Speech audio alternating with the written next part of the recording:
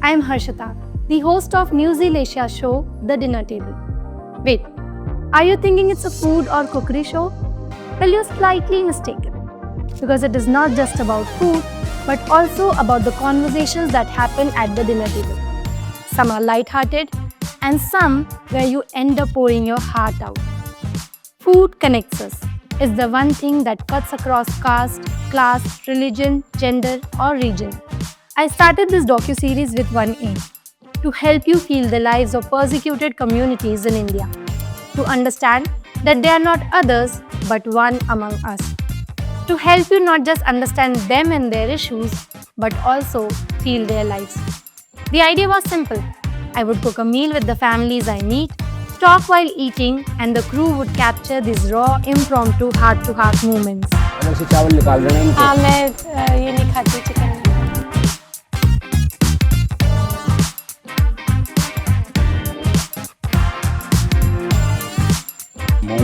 Momo no ऐसा नहीं गलती हो गई मैम साहब, गलती हो गई। Dr. B.R. Ambedkar once said that the progress of a country can be measured by how it treats its minorities. In India, the minorities still face persecution every day. For the first episode, I met a family from Muslim community, India's largest minority. I visited Junaid Khan's family. In June 2017, 16-year-old Junaid was lynched by a mob on a train, falsely accused of carrying beef. I met his family in March 2022, trying to understand the pain they live with and the fear that still lingers after their son's brutal killing. 35 साल taxi चलाई मैंने। लड़का गुजरा जब से खत्म हो कुछ नहीं। उसके बाद क्यों छोड़ दिया टैक्सी चलाना? कुछ तो घबराहट होगी, कुछ हिंदू मुस्लिम कर दिया इन्होंने, इसलिए घबराहट क्यों हुई? कभी होती है शहरों में जाने में। हिंदू मुस्लिम झगड़ा करते हैं। अगर जैसे जुनैद वाला चीज नहीं होती तो तब आप चला रहे होते टैक्सी अभी? हाँ, फिर तो चलाता रहता। आपने खाना क्यों नहीं खाया?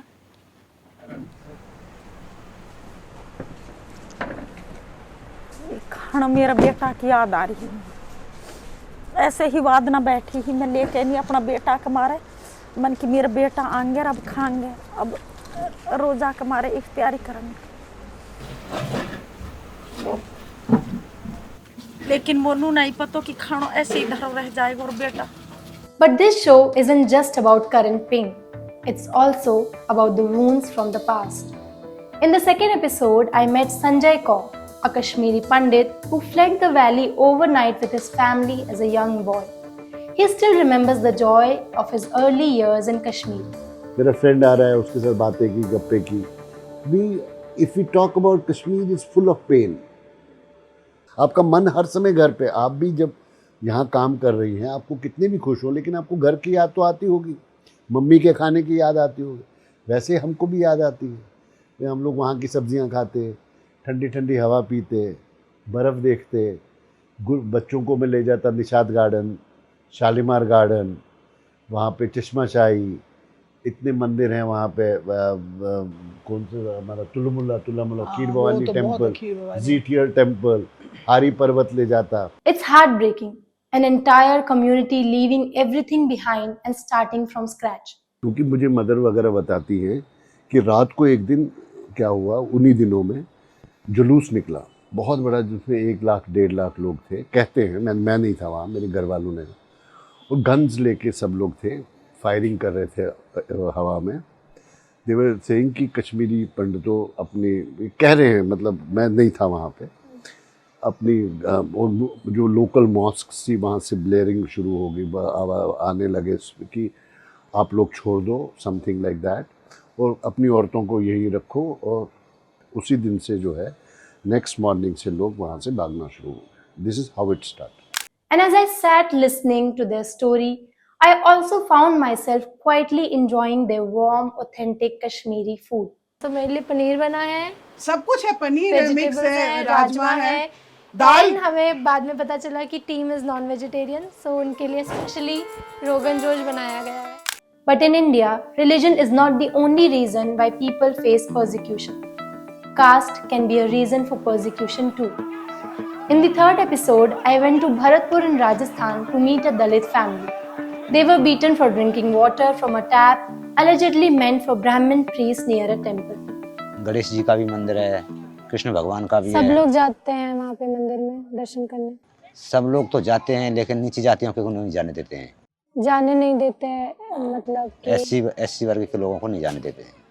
मेला लगता है मंगल शनिचर के दिन, तो वहाँ पर उनको नीची जातियों के लोगों को दुकान भी नहीं लगाने देते थे। The family didn't just recount the attack, they opened up about the everyday discrimination they face in their village. वहाँ बैठे थे होटल पे आप किसके साथ? होटल पर तो चाय पानी पीने बैठ गए थे, कुछ लोग बुजुर्ग बैठे थे वहाँ पर।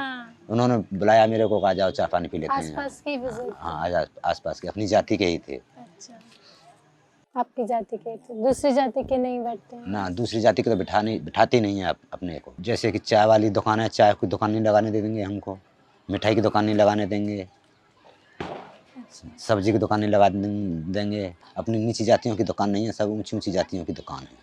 हमारी कास्ट की हम अलग ग्रुप बना के खाना, और दूसरी कास्ट की हमें भी अलग ग्रुप बना के खाती हैं अपनी सहेलियों के साथ। और आपको उनको कुछ बोलने का मन, उनको बोलना हो कि आप, हमको बोलना हो, हाँ, तो आप क्या बोलेंगे उनको? उनके वो हमको दबा देंगे, बैठा देंगे, अलग हटा देंगे। नहीं, मैं बोल रही हूँ कि मान लीजिए ऐसा अगर नहीं बैठाते, अगर आपको उनको कुछ बोलना है तो आप क्या बोलेंगे उनको, अपने मन की बात? उनके सामने कोई बोलता ही नहीं है, उच्च जातियों के लोगों के सामने कोई बोलता ही नहीं है।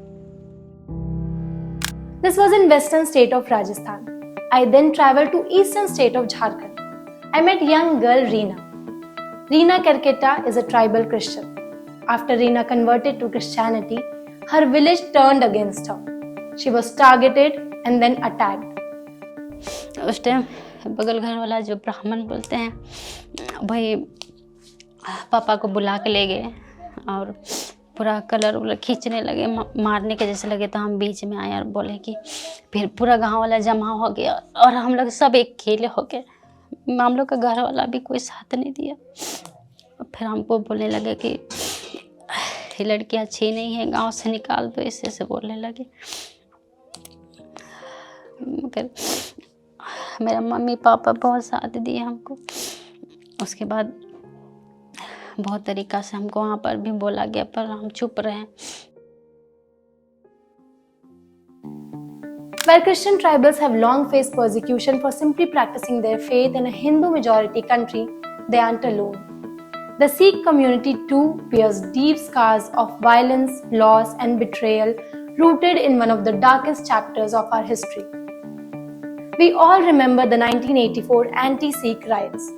After the assassination of the then Prime Minister Indira Gandhi by her Sikh bodyguards, thousands of Sikhs were killed, women were raped, and families were torn apart. In episode 5, I sat with one such family in Delhi. सरदारों को लाठियों से मारने लगे। मेरे पापा को भी लाठियों से मार के बाहर निकाल लिया। फिर उस जैसे लाठी से मारा, फिर सड़कों के मतलब गली से बाहर ले गए, बालों में खींच के, फिर बालों में आग लगाया आंखों के सामने। फिर बचाओ बचाओ, फिर उन्होंने कहा, कोई आवाज़ नहीं सुनी हमारी। फिर आगे गए तो चाचा को भी मारने लगे। फिर आगे गए तो मामे को, 3 मामे 3 चाचे, सबको आंखों के सामने मारा, हमारे आंखों के सामने। Violence seems to be a thread that connects most stories in this series. But there was one episode that felt different. I met Lakshay in McLeodganj, Himachal Pradesh. His father fled to India with the Dalai Lama along with 80,000 other Tibetans after a failed uprising in 1959. Even though they have built a life here, their hearts still long for home. Gisela came from Tibet. When did you come from Tibet? At the age of 80s. In early 80s. How did you come here?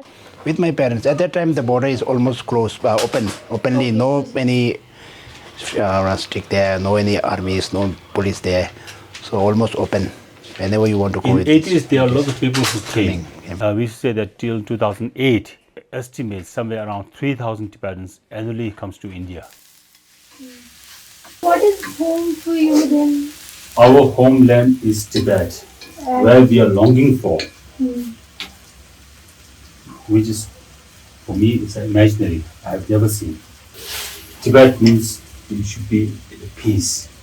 You live in the peace where your brothers and sisters, you can meet, chat, talk, move around, speak freely. This is what we long for. Fortunately, Tibetans never face social violence in India. But not all communities are as lucky as them. Take the Kuki-Zo tribe in Northeast.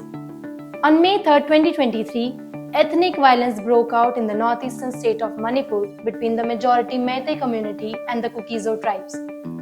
What followed was not just bloodshed, but a deep fracture. Today, an unofficial border runs through the state, separating the two communities entirely. To understand what lies ahead in a region torn apart, I met Dr. Lal, a Kuki-Zo leader. Do you think separate administration is ever possible? Oh yes, of course. This current explosion or ethnic cleansing of the Kuki-Zo, especially from the valley, they have come back to their roots. They have come back to the hills. So now there is a total clear geographical, physical, total separation as we were 100 years ago. Do you think is there any way or anything that can bring together both the Kuki-Zo and Meitei community? Still, is there any hope left? Or? To imagine that the two community coming together as they were before, it's not going to happen. It's not going to happen very soon. I won't say it may never happen, but the pain, is too deep. Because people in Churachandpur have no longer access to Imphal Airport, everything now comes through Aizawl, the capital city of the neighbouring state Mizoram. The roads are terrible. It takes more than a day to travel just 300 kilometers, especially in bad weather. Mizoram has now become a refuge for many Kuki-Zo people. But it's not just one community that has taken refuge in Mizoram. The state has also opened its arms to Chin community, a Christian minority from Myanmar. Burmese refugees have fled military violence and brutal crackdown by the ruling junta to survive. I met a Burmese family to know what drives refugees to leave their homes, what kind of lives do they lead here, and what are their expectations from the local community. They only need the shelter and the food and the health system only. And they will go back when the Myanmar junta was finished, they will go back. Many of Chin people and Burmese people doesn't want to live here because the life in Mizoram was difficult. We are safe here. We have to thank you to Mizoram people. She said. I have a 4-piece now. You are also from Myanmar, so you must be missing this. Yes. When I had kid, I live here. Since I younger than her. That time you came here? Yes. So it's been like you have spent almost whole your life here. Yes. Sometimes I go back, I visit Myanmar. So in Myanmar there was many my natives there. Your relatives are also. Food is really good. Thank you. Thank you for inviting me for this lovely food. And for making me taste the delicacies of Myanmar food. Their story reminded me of another community that lives between fear and survival in their own country. Some tribal communities in India, especially in Chhattisgarh, often find themselves caught in the crossfire between Maoists and the state.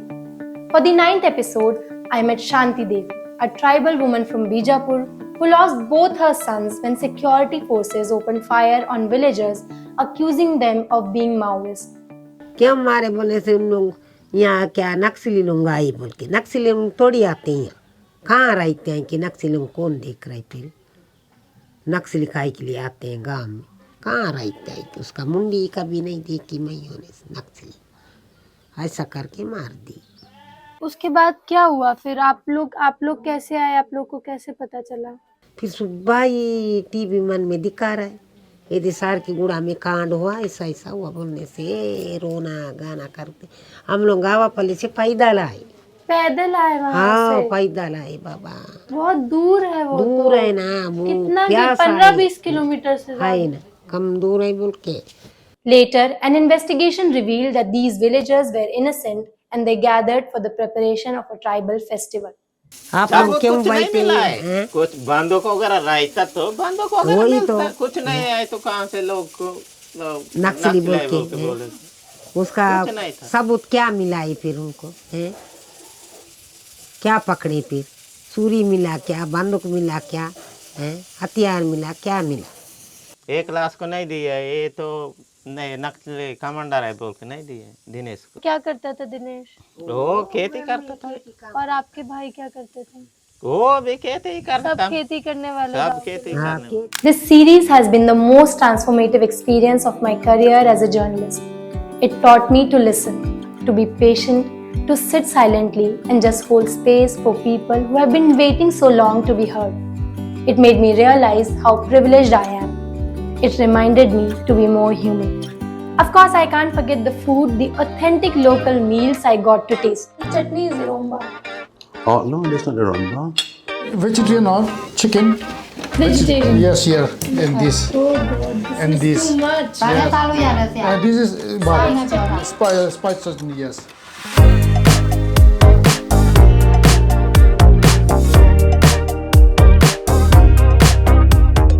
But just like food, it's the aftertaste that lingers. And for me, the aftertaste is the part of me that changed forever. If you would like to watch the full episodes, they are available on New Zeal Asia's YouTube channel under the playlist The Dinner Table. You can also check out our ground reports under New Zeal Asia's mega series Mapping India. To support people-centric journalism, please don't forget to like the video and subscribe to the channel. Bye!